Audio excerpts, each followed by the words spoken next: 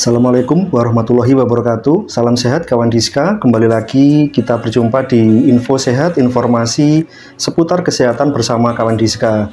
Bagaimana kabarnya hari ini kawan? Semoga kawan Diska dimanapun berada selalu diberi kesehatan, rezeki yang berkah dan juga barokah. Baik kawan, di studio kawan Diska ini sudah ada tampil beda. Biasanya saya berhadapan dengan satu narasumber, kali ini langsung berdua. Ini saya sedikit grogi ini kawan Diska. Nah, baik, telah hadir di studio kawan Diska Ibu Asti Isnawati. Beliau adalah nutrisionis Puskesmas Sukosari dan juga Ibu Dea Mustika, sama nutrisionis dari Puskesmas Sukosari. Bagaimana kabarnya hari ini? Alhamdulillah Mas. Alhamdulillah. Mas, oke. Iya, ini saya panggilnya Ibu atau Kak ini enaknya ini? Seluasnya aja. Seluasnya aja. Saya sedikit grogi nih kawan Diska ini. Ya, baik kawan Diska. Nah, beliau berdua ini telah hadir. Nanti kita akan berdiskusi tentang gizi buruk dan stunting yang dapat berpengaruh pada tumbuh kembang. Nah, masih menjadi topik utama bahasan nasional tentang gizi buruk dan stunting nih. Kak dan Ibu ini saya sedikit canggung nih manggilnya nih. Nah, kita awali dari stunting dan gizi buruk nih, review untuk kawan Diska nih, mungkin bisa dijelaskan. Monggo siapa duluan? Boleh kita review sedikit, refresh nih. Terima kasih atas waktunya Mas Opi. Ya. Jadi untuk pengertian stunting dan gizi buruk ya, mungkin kita sedikit review bahwa kalau stunting itu adalah suatu kondisi di mana seorang anak yang memiliki tinggi badan yang lebih rendah dari usia sebayanya. Nah, ini dipengaruhi oleh faktor kekurangan gizi yang kronis, jadi yang terjadi pada waktu lama. Seperti itu. Kalau sebaliknya, kalau gizi buruk itu lebih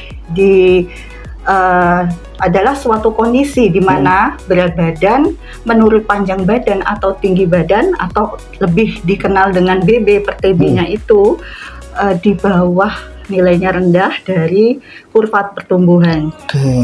Jadi kurvanya itu biasanya ada dalam WHO NCAS itu di bawah -3 standar deviasi. Di bawah -3. Nah, ini -3 ini artinya itu dalam buku KIA, buku warna pink itu kah atau? Kalau kurvanya sudah sesuai dengan Kemenkes itu ada di kurva, itu ada di buku KIA. Terus kalau untuk WHO NCAS itu sudah ada di PMK nomor 20. Jadi dua hal ini sesuatu yang berbeda atau sama nih Bu sebetulnya? Sebenarnya stunting ini. Kalau untuk yang tadi sudah saya jelaskan, stunting dan gizi buruk sebenarnya sama-sama masalah gizi Mas. Tapi yang menjadi patokan kalau untuk menentukan anak itu stunting atau tidak itu dari tinggi badannya, sesuai enggak dengan usianya. Tapi kalau gizi buruk ini berdasarkan berat badan sesuai enggak dengan panjang badannya, dengan dikonfirmasikan lagi ke tadi WHO NCAS. Seperti itu. Jadi itu ya kawan Diska, sama-sama prioritas masalah gizi ini. Jadi kawan Diska di rumah juga, terutama bunda-bunda nih, mami-mami di rumah juga wajib menyimak nih siaran kita. Nah, kita lanjutkan penyebabnya nih sekarang nih gizi buruk dan stunting nih, apakah sama dari asupan gizinya atau mungkin pola asuhnya kah, seperti itu? Monggo, siapa nih? Monggo Mbak. Saya boleh, monggo. Jadi untuk penyebab dari gizi buruk dan stunting, sebenarnya stunting itu lebih gizi buruk itu faktor resiko dari stunting. Jadi kan mereka ini sama-sama masalah kronis ya. Dan itu untuk stunting sendiri itu terjadi pada 2 tahun pertama kehidupan atau biasanya kita sebut itu seperti 1000 HPK. Nah, itu penyebabnya ya itu tadi bisa dari asupan nutrisi yang tidak adekuat seperti itu, kemudian infeksi berulang, terus kemudian lingkungannya atau sanitasi yang kurang sehat, dan bisa juga karena faktor ibu. Jadi faktor ibu di sini itu adalah lebih ke mungkin masa kehamilan atau remajanya dia sebelumnya anemia atau kekurangan energi kronis. Nah, itu bisa menjadi faktor resiko kalau dia hamil terus melahirkan bisa menyebabkan itu tadi anak berisiko stunting itu. Dan untuk gizi buruk itu juga bisa karena asupan yang tidak adekuat, Mas Sofi. Jadi kan dia berat badan per tinggi badan ya. Nah kalau misalnya tidak adekuat kan badannya semakin kurus, sehingga kan dia tidak ada energi yang maksudnya zat gizinya tuh tidak mencukupi untuk dia juga tumbuh secara linear atau tinggi. Nah jadi memang banyak faktor yang mempengaruhi terjadinya gizi buruk dan juga stunting. Kalau di buku KIA nih dulu saya kan juga pernah menimbangkan, juga pernah datang ke posyandu nih, 2 bulan berturut-turut tidak naik, sudah resiko atau lampu kuning nih waspada stunting. Dan juga BGM balita garis merah itu bawah garis merah itu apakah juga sama dengan gizi buruk itu Bu penjelasannya? Saya coba jawab ya Mas ya. Kalau untuk kenaikan 2T tadi ya, 2T dalam misalnya dalam kurvanya itu kalau di atas masih -2 itu masih bagus keadaan gizinya. Tapi kalau 2T-nya itu sudah di bawah -2, -2 itu yang tadi bermasalah. Apalagi sudah -3 itu sudah menjadi bisa jadi itu tadi gizi buruk gitu. Tapi kalau untuk yang biasa kita plotting itu yang ini berat badan menurut umur ya Mas ya. Itu biasanya itu larinya ke keadaan berat badan kurang atau underweight ya Mbak ya, underweight seperti itu. Jadi secara akutnya itu Mas. Nanti lama apabila tidak naik secara terus menerus kenaikan berat badannya tersebut itu tadi bisa menjadi kronis yang menyebabkan terjadinya gangguan gizi buruk. Nah, terus nih dampaknya nih sekarang nih, jika bayi balita tersebut gizi buruk atau stunting nih, dampaknya ini seperti apa ini Bu? Jadi dampaknya ini ada 2, bisa jadi terjadi dampak jangka pendek maupun dampak jangka panjang. Biasanya kalau di dampak jangka pendek itu adanya gangguan pertumbuhan otak, karena kan untuk tumbuh kembang otak kan perlu nutrisi yang cukup ya Mas ya. Apabila sudah anaknya mengalami kasus apalagi gizi buruk atau stunting sehingga tumbuh kembang otak tidak bisa optimal, kemudian bisa terjadi penurunan IQ. Jadi berdasarkan penelitian pakar bahwa anak-anak yang sudah terindikasi dari gizi buruk itu akan terjadi penurunan IQ sebanyak 15 poin. Tes IQ dulu itu ya Bu ya? Iya. Saya pernah tes. Kalau kita ini Mas ya, zaman kita sekolah itu ya. Jadi mempengaruhi 15 poin. -15 tadi ya Bu? Iya, penurunan resikonya. Seperti itu. Kemudian di jangka pendek selanjutnya misalnya adanya penurunan massa otot, tulang juga ada penurunan, karena kan anak itu kan tampak kurus ya Mas ya, anak kurus ya, itu terjadi penurunan otak maupun organ yang lain. Kemudian di jangka panjang ini bisa mengganggu produktivitas kerja, kemudian bisa terjadi risiko penyakit degeneratif, contohnya seperti banyak terjadi kasus kencing manis atau diabetes mellitus, kemudian jantung, hipertensi dan sebagainya. Seperti itu. Jadi dampaknya memang ada yang terjadi jangka pendek dan juga terjadi pada jangka panjang. Nah, apakah gizi buruk dan stunting ini bisa disembuhkan? Karena di luar sana kan dulu terutama pada waktu pemerintah kota mengadakan warung stop stunting nih. Inovasi kota inovasi kota kan ada yang bersyukur menerima nyuwun sewu, ada yang 1-2 tidak menerima itu, atau mungkin malu dikatakan putra-putrinya stunting. Nah, seperti itu. Yang disembunyikan malah ya Mas ya. Disembunyikan seperti itu. Nah, itu bisa disembuhkan enggak Bu itu? Jadi pada dasarnya stunting dan gizi buruk itu bukan penyakit. Jadi tidak bisa disembuhkan, tapi kondisi keadaan seperti ini itu bisa dicegah dan ditangani asal penanganannya itu sedini mungkin dan seoptimal mungkin. Jadi bukan penyakit penyakit, tapi suatu kondisi di mana seorang anak tadi mengalami keadaan kurang gizi kronis ya Mas, seperti itu. Jadi bisa hanya dicegah dan ditangani aja seperti itu. Jadi itu ya kawan Diska, terutama bunda-bunda di rumah nih yang masih punya bayi balita nih, jangan malas untuk pergi ke posyandu nih. Di lingkungannya terutama Kota Madiun pasti ada di lingkungannya. 1 bulan sekali pasti ada. Kalau belum ikut posyandu berarti kasihan putra-putrinya nanti.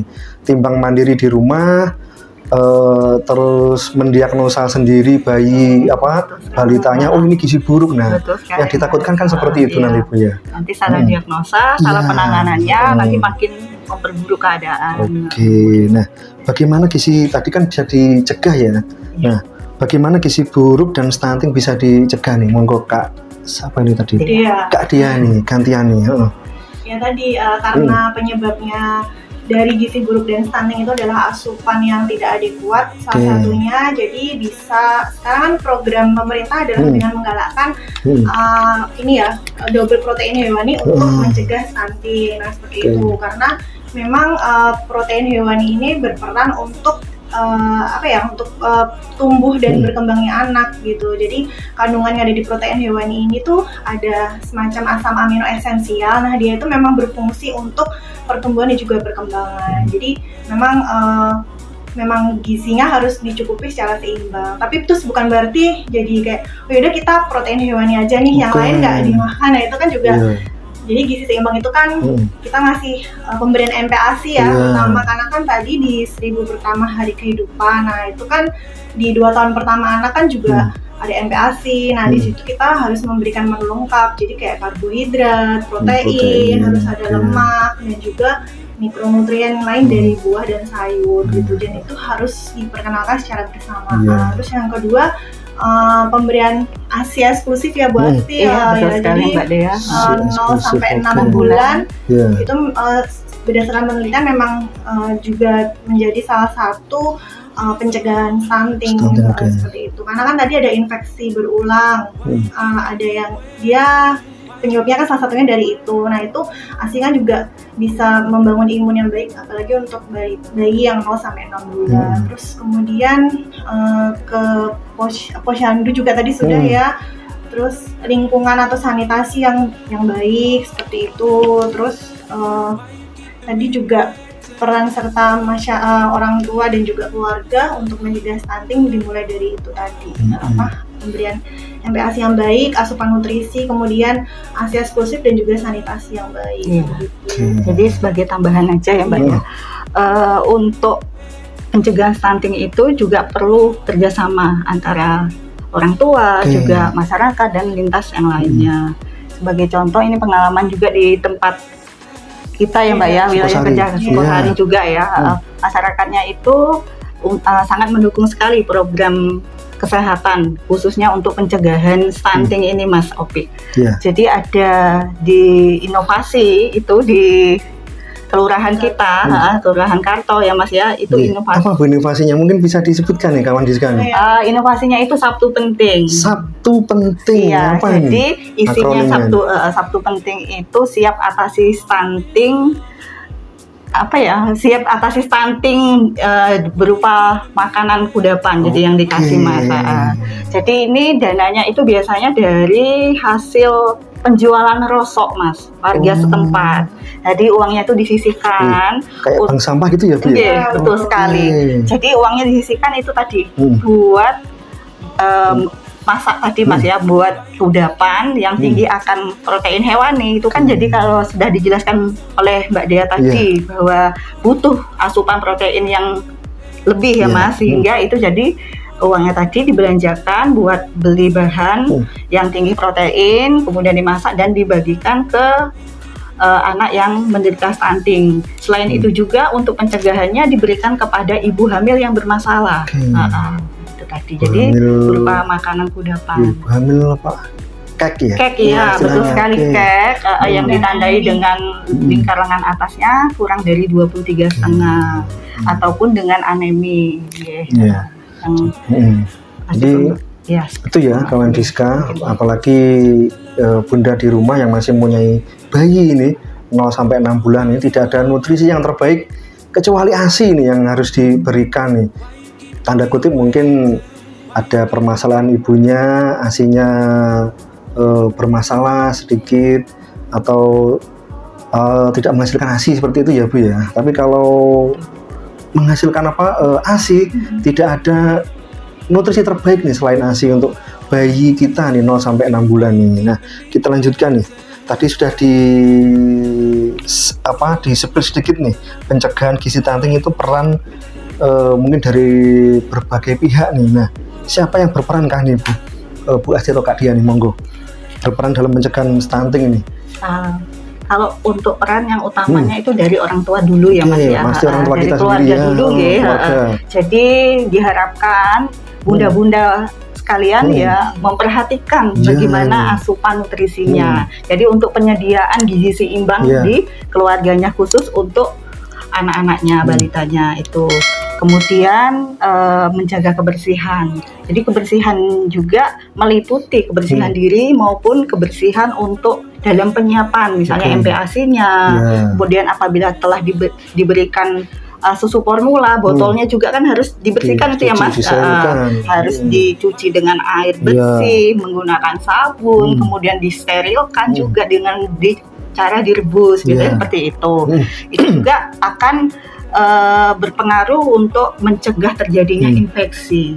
Jadi kalau pencucian alat-alat yang digunakan dalam misalnya penyiapan MPASI atau botol itu tidak baik dan tidak tepat, akan menyebabkan timbulnya infeksi. Bisa anaknya menjadi diare. Nah, itu akan memperburuk ya Mas keadaannya. Sudah anaknya nggak naik nih berat badannya, ada diare lagi ya. Waduh, tambah seperti apa itu keadaannya. Nanti belum lagi kemarin narasumber dari Puskesmas mana saya lupa, apabila anak tidak naik beberapa bulan nanti juga di screening TB sekalian nih.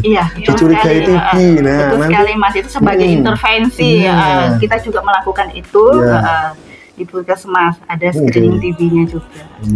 Jadi wajib kita pantau ya kawan Diska, buah hati kita nih terutama yang masih kecil nih.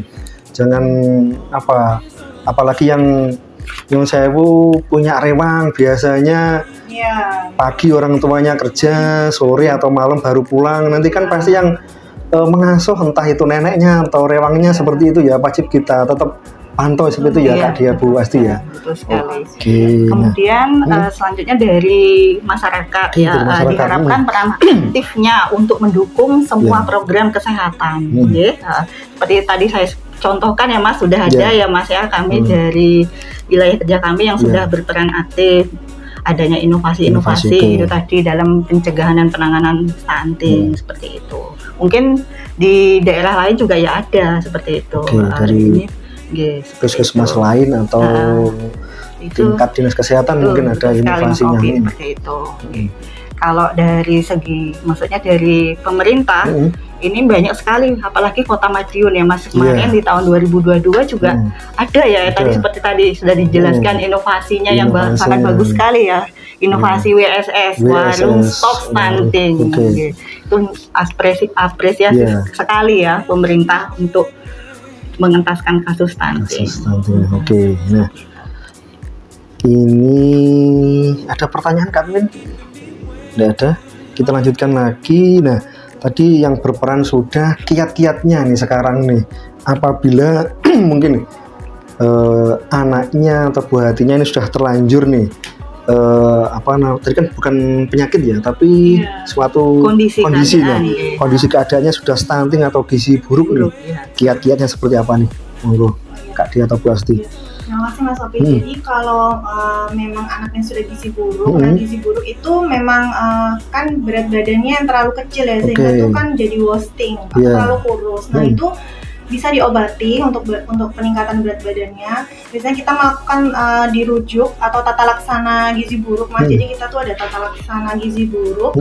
Nah itu ada melalui perawatan medis juga seperti itu, diberikan perbaikan nutrisi, tapi untuk stuntingnya kan memang tidak bisa diobati ya, tapi jika memang anak terlanjur stunting itu perlu adanya rujukan ke rumah sakit. Jadi nanti akan bekerja sama dengan dokter spesialis anak, dan dokter itu akan melakukan pencarian penyebabnya atau red flags kita bilang, biasanya seperti yang sudah Mas Opi sebutkan tadi ya.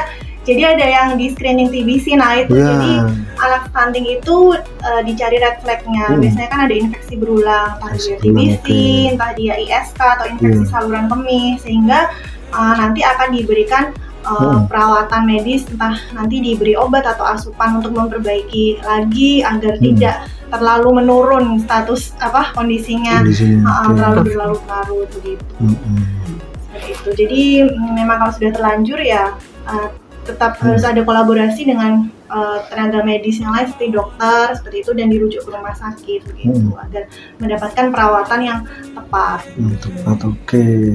Kalau di Puskesmas Sukosari selain inovasi yang Sabtu penting tadi itu, apakah di Posyandu juga ikut nggih berarti Bu Asti dan Kak Dia ini ya? Betul. Jadi ikut setiap Posyandu ikut ya, apalagi sekarang Posyandu ILP ya, integrasi layanan primer. Nah, seperti itu. Oke. Jadi untuk Posyandu Sukosari sudah ILP semua ya? Sudah semua. Oke. Oke. Nah, ada pertanyaan Kak Admin? Nggak ada. Nah, mungkin terakhir nih, kalau tidak ada pertanyaan nih, ke pesannya untuk bunda, mami di rumah nih, bapak-bapaknya juga perlu nih mungkin. Nah, pesannya untuk aware kepada buah hati kita di rumah nih, monggo pesannya untuk kawan Diska. Salah satu dulu, monggo. Pesan kami bahwa bila ada sudah anak gizi buruk atau stunting itu, bunda-bunda jangan malu untuk maksudnya tetap memantau tumbuh kembangnya. Bawalah anak ke Posyandu setiap bulan agar terpantau status gizinya. Kemudian untuk gizi buruk dan stunting ini adalah dampaknya sangat serius ya Mas untuk tumbuh kembang balita. Oleh sebab itu perlu kita kerjasama dengan lintas terkait Mas ya. Jadi tidak bisa kita dari dinas kesehatan saja untuk mengentas kasus stunting atau gizi buruk, tapi perlu lintas sektor yang lain berperan aktif. Seperti itu. Mungkin ada tambahan dari Pak Dea? Misalnya monggo. Jadi gizi buruk dan stunting itu seperti yang Bu Asti katakan tadi, bukan hal yang perlu untuk jadi rendah diri untuk ibunya. Terus kalau gimana caranya biar sebelum hal itu terjadi kan pasti harus ada upaya pencegahan. Nah, kalaupun sudah terjadi, itu tadi misalnya harus rutin ke Posyandu juga, memperbaiki juga, dan jangan lupa kerjasama dengan ayah ya, karena pola asuh itu juga salah satu yang berpengaruh dalam terjadinya gizi buruk dan stunting. Misalnya ada yang merokok gitu jadi Pak ahli hisap juga di stop ya, karena tadi TBC itu ternyata ada salah satu faktor penyumbangnya adalah ayah yang merokok gitu. Jadi mari kita bekerja bersama-sama untuk mencapai Indonesia bebas gizi buruk dan stunting gitu sih. Menuju Indonesia Emas 2045. Baik, itu ya kawan Diska. Kalau tidak ada pertanyaan, terima kasih Bu Asti dan Kak Dia telah hadir di studio kawan Diska. Semoga di lain kesempatan kita bisa bertemu lagi dengan topik dan pembahasan tentang gizi yang lainnya yang lebih menarik lagi tentunya. Baik, terima kasih kawan Diska telah menyimak podcast kita. Jangan lupa tetap saksikan info-info sehat di IG @promkes_kota_madiun, dan jangan lupa subscribe channel kita @kawandiska5145. Terima kasih, semoga kawan Diska dan keluarga selalu diberi kesehatan. Jangan lupa tetap salam sehat. Wassalamualaikum warahmatullahi wabarakatuh.